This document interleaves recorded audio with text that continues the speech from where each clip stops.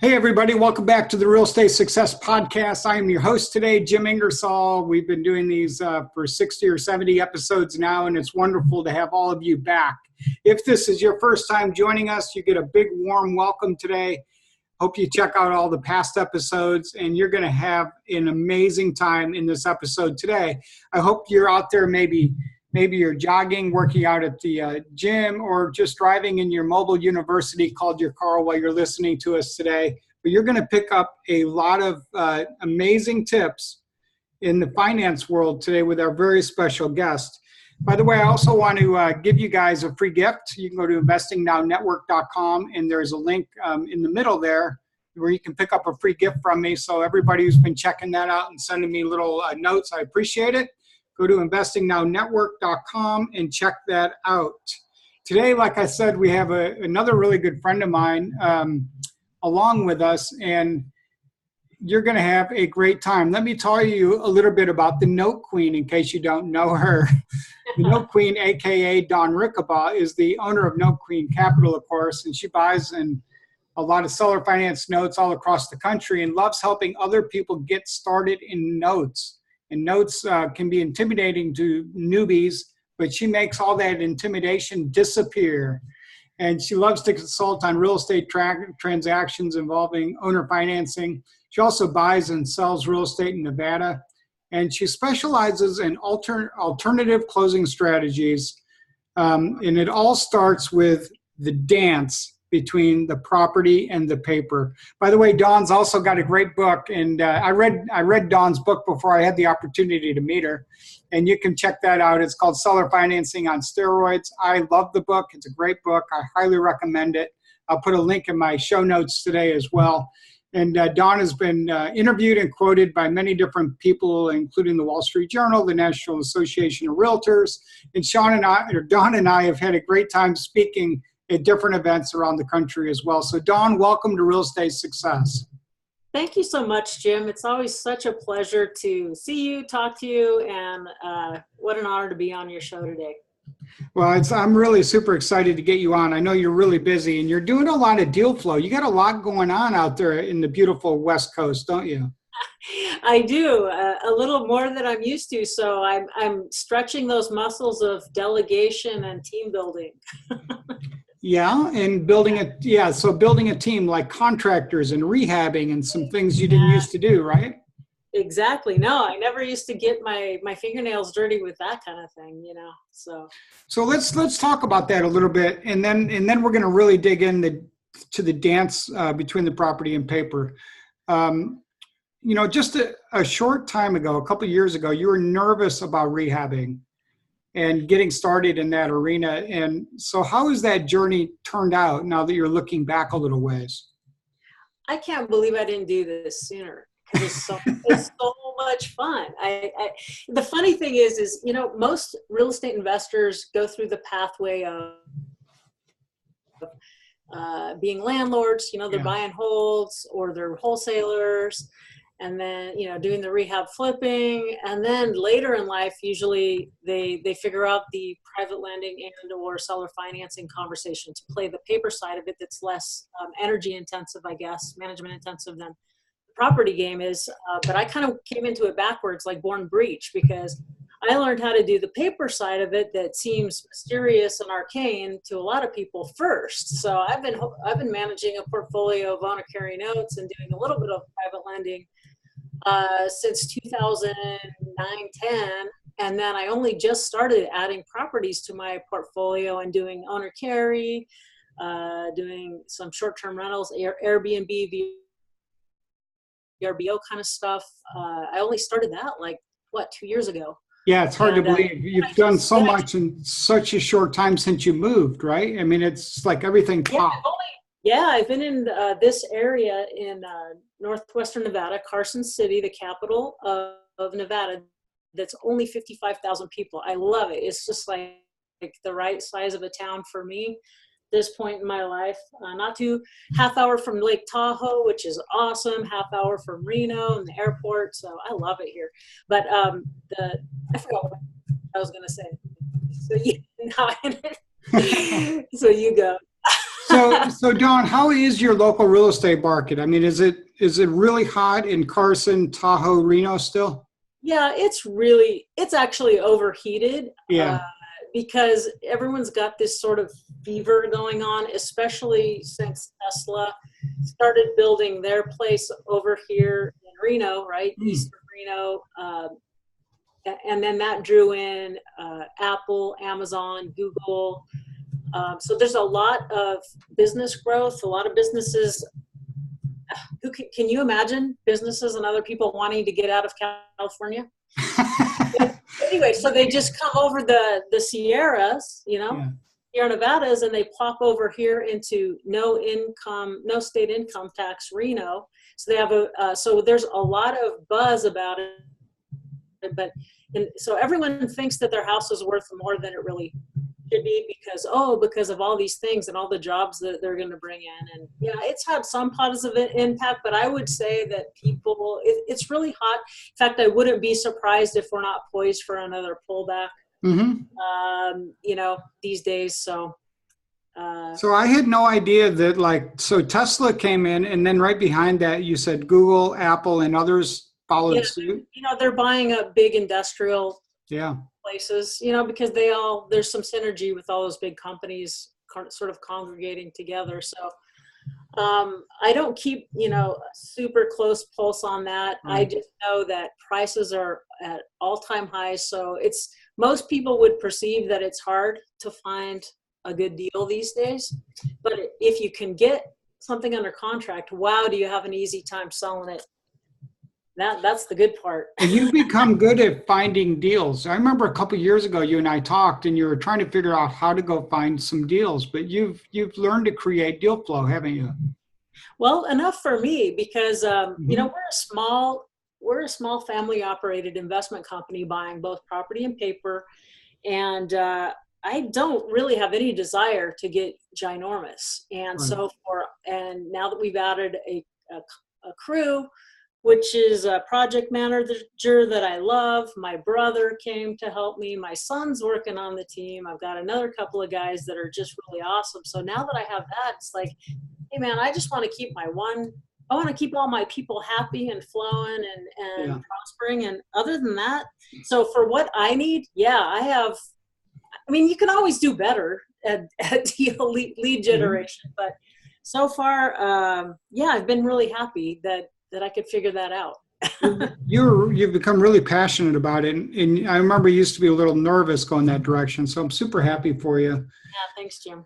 So let's go back to your nursing days, and how did you make the transition into seller financing and really put together the awesome branding for Note Queen and then come up with dance between the note and the paper? You're pretty creative, Dawn. Oh, well, thank you, Jim. And just aside, in case I forget to say it later, I really appreciate the influence that you've had in my life. I was part of your mastermind for a Yeah. while, and you've always been a super supportive and Thank you.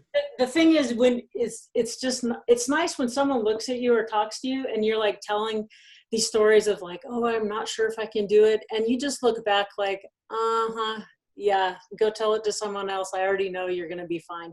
So Yep. just the confidence you had in the lack Thank of you. concern you had over my own insecurities was really helpful. Thank you. Thank you. So how did you transition from nursing into finance and Okay. in real estate? So I didn't quit my nursing job until 2004, but several years before that, when I was working as a nurse, raising my 4 babies, it's nice to have a stable job when you have a bunch of kids. Yeah. And so I was doing the nursing job, but I always just had this entrepreneurial itch that I was able, and I just really wanted to find a different way to make money than trading my hours for dollars. Ooh. And so I just started going to conferences, lots of them in the mid 90s and early 2000s. So I would go to the Robert Allen seminars when they came through town, and I would go to all the noteworthy conventions because that whole note business just really caught my attention. I'd also go to tax lien seminars, and I would go to, I just spent a lot of money just going and at least getting exposed to it. But I was really a tire kicker for a really long time. Obviously, I was busy, but then in 2000, but then the job that I had that was really good, I was making a 6-figure income, working 3 days a week, which was great to have when you have 4 kids and 2 mortgages to cover. And at that time, I was pretty much the main stable breadwinner in the family. So thinking of, jumping ship and being an entrepreneur was huge. And I was seduced for a while by that 6-figure income that I could make so easily, which still, and only having to work 3 days a week meant that I mostly was there all the time for my kids, which is super important to me. Like motherhood was kind of like, why have all these kids if I'm not there to raise them myself? I don't want to pawn that off on someone else. So that was a super high value. But anyway, long story short, they ended up, I needed to make a change, and I had a super vivid dream one night, and where I was in this cage, and it was really comfortable. It was a beautiful view, like on the top of the Grand Canyon, but I was still in a cage about the size of an old phone booth. And then Jesus shows up behind me, and he's smiling because he actually has a very good sense of humor, and sort of he can be a bit of a prankster, I feel. And he didn't say one word, but he started pushing the cage towards the edge of the cliff. Oh my gosh. A 2-mile abyss. It was way deeper than the Grand Canyon. Huh. And he just started pushing my cage quickly toward the edge of the cliff. And I knew I had about 2 seconds to decide if I was going to go over the cliff inside the cage to my death, or I was going to trust the process. And so right as the cage was going over the edge, I laid back and just relaxed, and in the most tranquil, serene feeling. And so when that happened, the cage kind of went right through my body, and I was left floating in the air. And Jesus and I were standing there smiling at each other. And he said, yeah, see, I knew you could do it. And then in my dream, I just went and was flying and flying and flying everywhere. And it was so vivid. It's as vivid to me now as it was 14 years ago. And the next day, I quit my job on a dime. Wow. Yeah. So the level of detail that you remember from that dream, it obviously had a profound effect. Oh, absolutely. Absolutely. It was a defining moment. Like, hey, you've been messing around. You knew you needed to make a change. Time to make it real. So that was my confirmation. Now, and by no means was it an easy journey from there. It's just, that's when it really started. That is amazing. So you went into the hospital the next day and put your notice in? Well, yeah, in essence, it's like I gave away all my shifts, all my work, and it's like, okay, I have a little bit of net worth built up. Yeah. Let's rock and roll and see how it goes. So what did your first deal look like back then? Do you remember it? Well, I was so wet behind the ears and so naive. So I just knew that I didn't really know exactly. I kept trying to be a note broker and flip these notes. Those infomercials and all those things always made it sound like it was so easy, but it just never really was for me at that time. So I go, well, if I'm going to learn about notes, I should probably learn a little bit about real estate. So I go, well, I just had this very organic path. Let's get your real estate license and put that on. And so I did. I got my real estate license. Then I worked for a company that was flipping houses, and then I talked them into doing some hard money loans. And this is where the Note Queen thing came from. When I was working for that company, they would have their daily meetings and, talking about, because we were cold calling and all this different things. And every time they were talking about a deal, I would always say, why do we always have to have cash? Why can't we ask them if they'll carry paper? Because when I'm calling, I was talking to a lot of older people who had built up, 5 to 12 properties that they owned free and clear, but they're getting tired of managing them. But they didn't want to sell for cash because they didn't want the capital gain.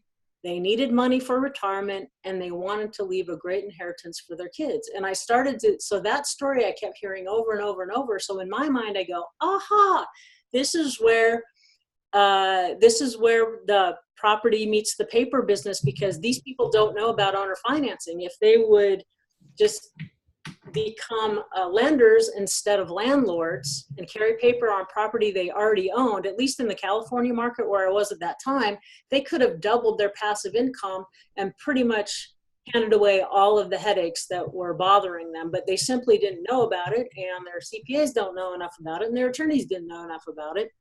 So anyway, so I kept, every time I would say, what about owner financing? We can use it when we're buying, we can use it when we're selling. And so there was a gay guy at the office who had this really, perfectly gay twang, and he would just always call me, oh, there she is, the note queen. That is so funny. Hey, note queen. So when I left that company, I go, well, I'm going to create a brand around it, and I don't really know what I'm doing, but either people love it or hate it, but they probably won't forget it. So that's how that happened. And that is an amazing story I've never heard. I love it. So all of our success listeners, you guys got to go to Dawn's website. It's www.notequeen.com. Of course, we just told the story how she became the Note Queen.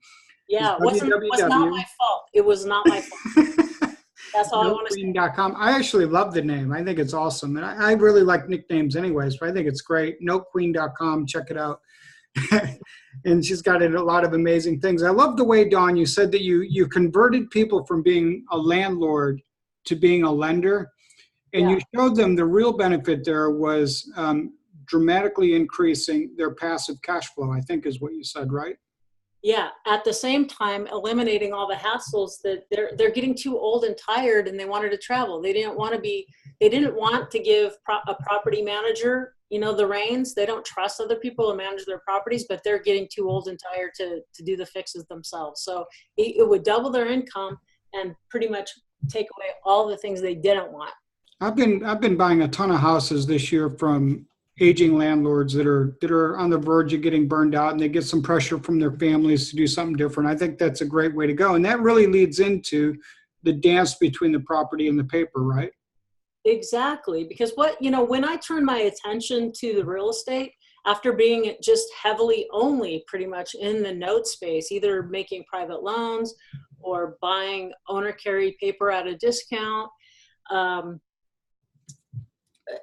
so when I turned it to real estate, I guess I quickly realized that having that paper background and already knowing the weird exit strategies and how that works, it gave me an advantage over my competitors, because here in the local market, the ones that know nothing about owner financing, they'll come across a lead and throw it away, whereas I can turn it into something great, where I can make a profit and solve a problem for everyone involved, because I have so many more tools at my disposal.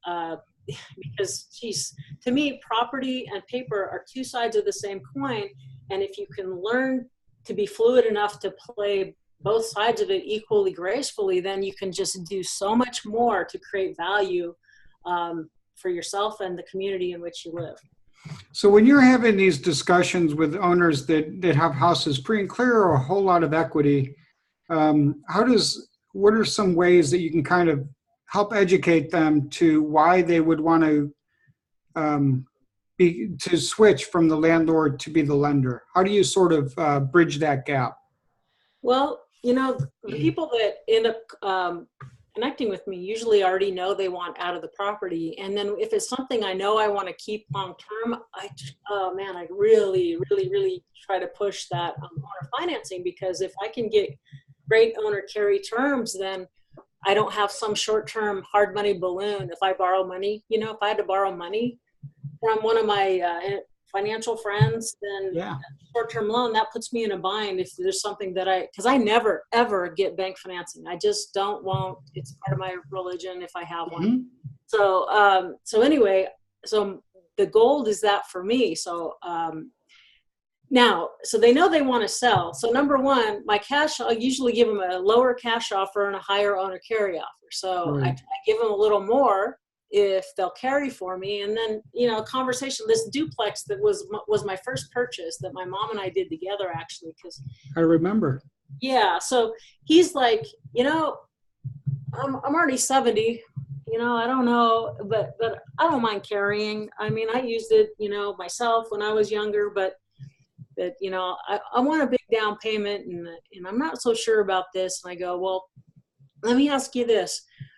What are you going to do with the money if I give you all cash? Well, I'll probably stick it in a something or other that was whatever, 2 or 3%. And I said, I said, what's the very best investment that you have in your portfolio right now? And he said, well, I've got an annuity paying 4%. And I said, Ron, let me ask you this. If I could pay you 4%, and I'm going to give you a big fat down payment so you feel secure, so that even if I am a jerk or something happens to me, you get the property back and you're going to like triple your money, double or triple your money. Would it be okay if I paid you 4%? And he said, well, I guess that'd be okay, but I really don't want to go longer than 10 years. I'm always shooting for as long as I can get. Sure. 10 years is great. I go, great.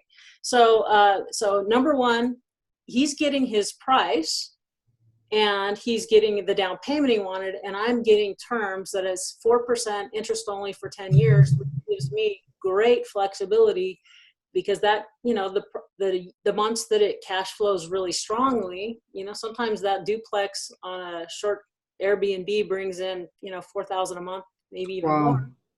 But on a low month where I have it empty because I'm rehabbing something, then I just pay the minimum payment. Otherwise I pay them down. But I mean, can you believe that? I love that. Owner carry. I love it because, I remember Peter Fortunato doing the same sequence. He was such a cool paper guy and such a advanced, just such an amazing thinker. And he would say the same thing, like, what are you going to do with all this money I'm going to give you? And they would say, I'm going to put it in the bank. And then he would go into that. But I like the way that you also framed it, Dawn, and you said, tell me what your best investment is. Yeah. That's an amazing question to follow up with. Yeah, and I was really happy to hear that, right? So you're saying that I can match the best investment you have here in portfolio, and look how much safety, and plus he liked me. So you build rapport, right? So you just be a real person. And then the other one that I'm super happy about is this lady who's, this 3-acre ranch that I just picked up out in Dayton area. And, I gave her a $225 price for cash, but I really wanted to keep it. And so I told her, I'll give you $250. She goes, and I asked for 3% 30-year financing. And she goes, oh, that's kind of low. I've carried paper and that's low. And I said, but she had a lot of problems. She had more and more meth heads squatting on her property by the day. And she was out of town.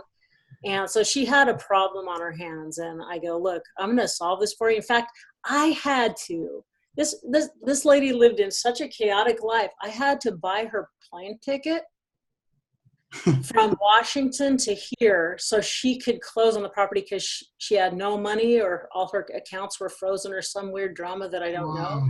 I fronted the $1,200 to fly her and her son here so she could sign the paperwork.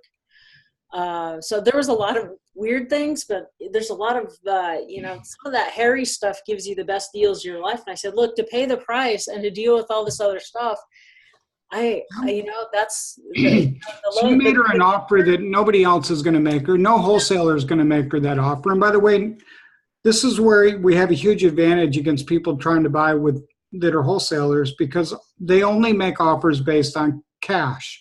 Right. They have a very specific formula, and if they violate their own formula, they don't make money. So it's a huge open window for all these deals that other people are walking away from. Give them a little bit more, create the terms in the note, and then just hold on to it. And you can solve problems in different ways that other people can't. And Jim, I would have paid her I would have paid her $275 if I could have got 0% financing. You know what I mean? Or $300,000 if I could have, paid her $500 a month for the next 100 years. Whatever it is, the price and terms are so flexible if people can just open up their minds. It's kind of like, yoga. It's like financial idea yoga in your brain. If you could just get stretchy and fluid, you can just, it's so much fun. And then, you could also buy a note realizing it can turn into paper, or the paper can turn into property, and then you're happy that way too. So, and then this other one that's my favorite buy and hold is just where I took over payments. There was like just a stunningly amazing loan modification in place on this higher end property, not super luxurious, but on a higher end property. I just took over the payments, and that's going to be a sweet little deal too. So it was a subject to deal? Yep, subject to. Yep, definitely. And you got a lot of tools in your toolbox, Dawn.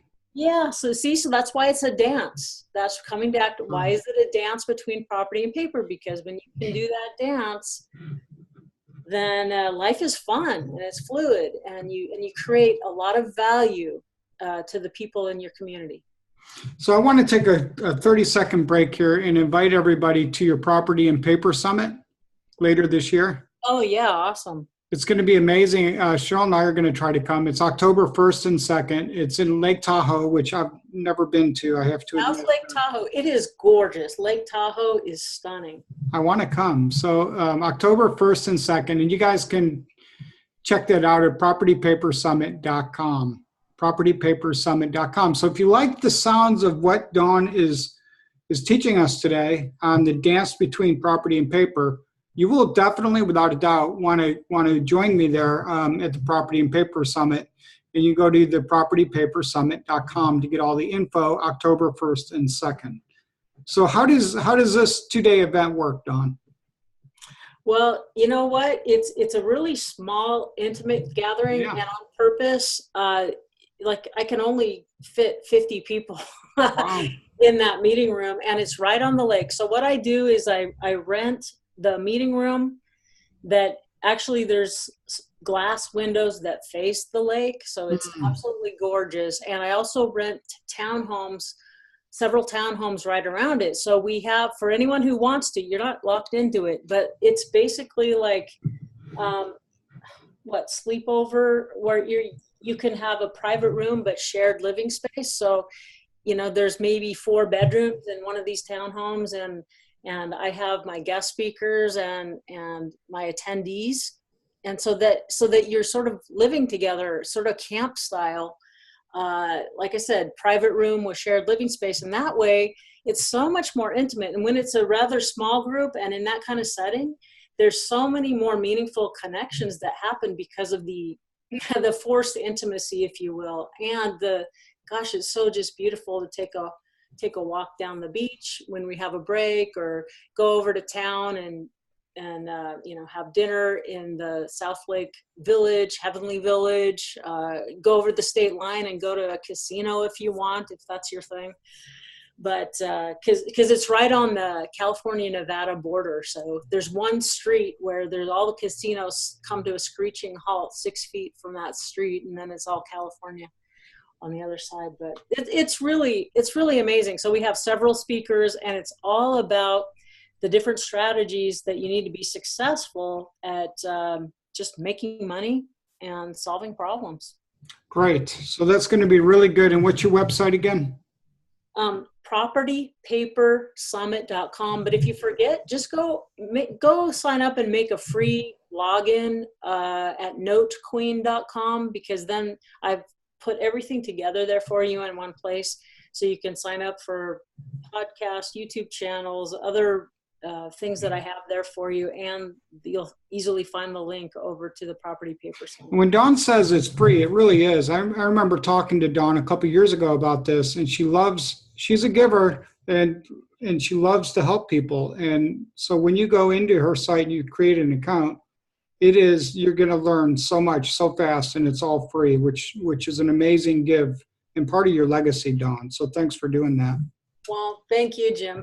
I appreciate that very much. It really Well, is. I feel really blessed, and actually so much comes back to me that Yep. I don't know that I ever really get ahead of the giving, to be honest. So Yeah, I find the same thing, Don. The more I give, the more I receive. It's just, it's counterintuitive, but it's just the way it works in my life as far as like my happiness level. exactly, when your fist is clenched, Yeah. you don't have room to receive, right? Ooh, boy, that's a great visual.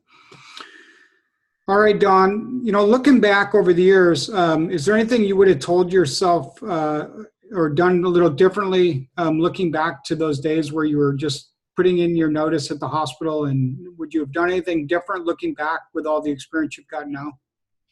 That is so hard to say, It's isn't a it, tough Jim? question. Uh, you know, I would say that I made it harder on myself than I would have needed to, knowing what I know, if I knew then what I know now, but that's just part of the journey. So for me, I think the way I did it was a little harsh, and it took me 5, 6 years to really catch my stride.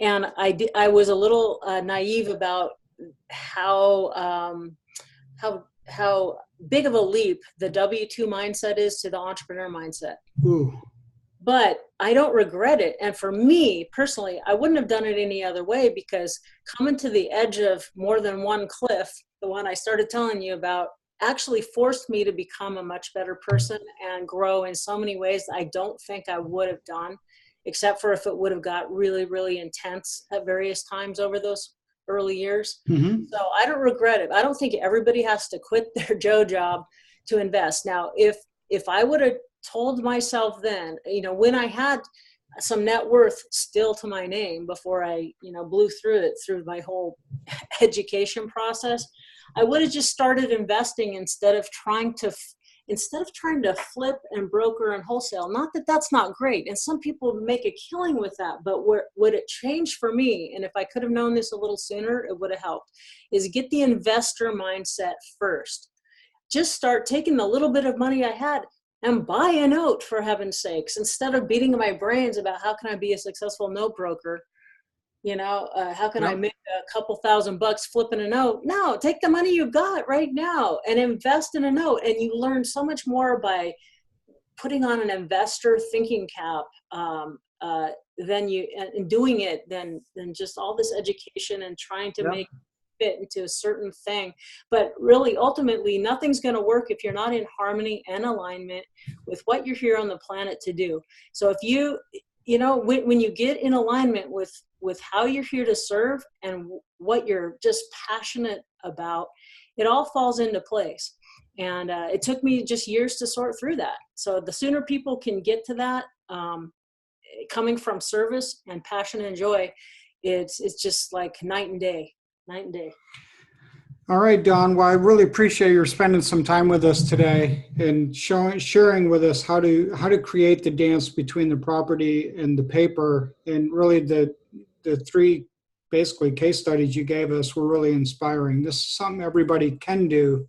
It'll differentiate yourself and make you a stronger investor as you add some more tools into your toolbox, like Don has.